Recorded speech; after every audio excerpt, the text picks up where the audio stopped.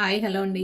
ఈరోజు video special egg సేమియా అండి. మనం పప్పు అది నానబెట్టుకున్నప్పుడు టిఫిన్కి ఏమీ లేదని ఆలోచించకుండా అప్పటికప్పుడు చేసుకునేటువంటి హెల్దీ టిఫిన్. ఇది ఎలా చేయాలో ఇప్పుడు మనం వీడియోలో చూసేద్దాం. ముందుగా దీనికోసం నేనైతే ఒక పావు సేమియాకి 5 ఎగ్స్ తీసుకొని ఇలా గిన్నెలో కొట్టుకొని ఇందులో కొంచెం పసుపు, కొంచెం ఉప్పు వేసుకొని బాగా బీట్ చేసుకొని పక్కన పెట్టుకోవాలి. ఇప్పుడు స్టవ్ వెలిగించి కళాయి పెట్టుకొని అందులో కొంచెం నూనె వేసి మనం రెడీ చేసుకున్నటువంటి ఈ ఎగ్ మిశ్రమాన్ని ఇందులో వేసి కొంచెం మీడియం ఫ్లేమ్ పెట్టుకొని కంటిన్యూగా కలుపుతూ ఉంటే ఇది కొంచెం ఉక్కిర్లా తయారవుతుంది. పెద్ద పెద్ద పీసులుగా కాకుండా మరి చిన్న పీసులుగా కాకుండా కలుపుకోవాలి.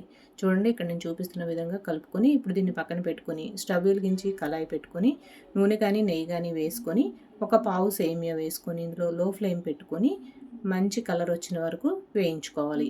అలా వేగిన తర్వాత ఇందులో వాటర్ వేసుకోవాలి. కొంచెం ఎక్కువగానే వేసుకోవాలి. ఇది ఉడికించి వార్చుకోవాలి కాబట్టి కొంచెం ఎక్కువగానే వేసుకొని మెత్తగా ఉడికిన వరకు ఉడికించుకోవాలి. మరి ముద్దలా ఉడకకూడదండి. కొంచెం పొడి పొడిగా ఉండేలాగా ఉడికించుకొని అలా ఉడికిన తర్వాత మనం ఇది జాలి గిన్నెలో వేసుకొని వడపోసుకోవాలి. వడకట్టుకోవడం వల్ల నీరంతా పోయిన తర్వాత కొంచెం జిగర్లా ఉంటుంది కాబట్టి ఇందులో చల్లటి నీళ్లు వేస్తే సేమియా అన్నది పొడి పొడిగా అయిపోతుంది. ముద్దలా అవ్వకుండా పొడి పొడిగా ఉండదు. చల్లటి నీళ్ళు వేసుకోవాలి వడకట్టిన తర్వాత. చల్లటి నీళ్ళు వేసుకొని దీన్ని పక్కన పెట్టుకొని ఇప్పుడు స్టవ్ వెలిగించి కళాయి పెట్టుకొని ఆయిల్ వేసుకొని కొంచెం ఆవాలు, కొంచెం జీలకర్ర వేసుకొని అవి వేగిన తర్వాత ఒక 2 రెమ్మల కరివేపాకు కూడా వేసుకొని అది వేగిన తర్వాత 2 పచ్చిమిర్చి సన్నగా కట్ చేసుకొని వేసుకోవాలి.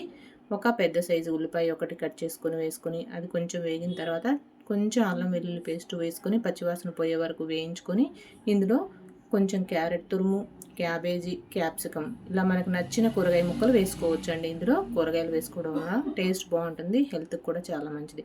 ఇవి కొంచెం వేగిన తర్వాత కొంచెం పసుపు, ఇందులో తగినంత ఉప్పు వేసుకొని ఒకసారి బాగా కలుపుకొని ఇప్పుడు మనం ఉడికించి పెట్టుకున్నటువంటి సేమియాని ఇందులో వేయాలి. చూడండి, సేమియా పొడి పొడిగా ఉంది చక్కగా. ఇలా వేసుకొని ఈ కూరగాయ ముక్కలన్నీ ఈ సేమియాకు పట్టేలాగా బాగా కలుపుకొని ఇందులో మనం రెడీ చేసుకున్నటువంటి ఎగ్ మిశ్రమాన్ని కూడా వేసి కొంచెం మిరియాల పొడి వేసుకోవాలి. నేను కారం ఎక్కడా వేయలేదండి, పచ్చిమిర్చి వేసాను. అందుకే మిరియాల పొడి వేసుకుంటే ఫ్లేవర్ కానీ టేస్ట్ కానీ చాలా బాగుంటుంది. లేదంటే కారమైనా వేసుకోవచ్చు. వేసుకుని ఇదంతా బాగా సేమియాకు పట్టేలాగా కలుపుకొని కొంచెం పైనుంచి కొత్తిమీర చల్లుకుంటే అంతేనండి, ఎంతో టేస్టీగా ఉండేటువంటి ఎగ్ సేమియా రెడీ. పిల్లలు నూడిల్స్ అడిగినప్పుడు ఇలా చేసి పెట్టండి. సేమియాతో చాలా బాగుంటుందండి. చాలా హెల్త్కి కూడా మంచిది. చాలా సింపుల్గా చేసుకోవచ్చు. టిఫిన్గా కానీ స్నాక్స్గా కానీ కూడా పనిచేస్తుంది. ఓకేనండి, ఈ వీడియో కనుక నచ్చినట్టయితే లైక్ చేయండి, షేర్ చేయండి, సబ్స్క్రైబ్ చేసుకోండి. Thank you. బాయ్ అండి.